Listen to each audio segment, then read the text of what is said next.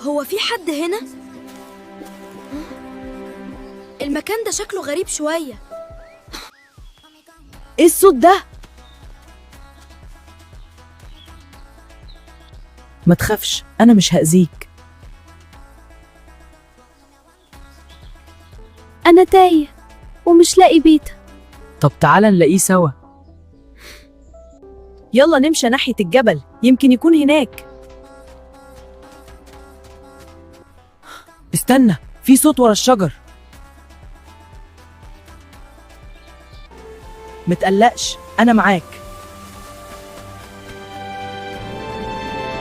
شكرا يا آدم، أنت صديق حقيقي. استنى، شايف الكهف ده؟ ده بيتي.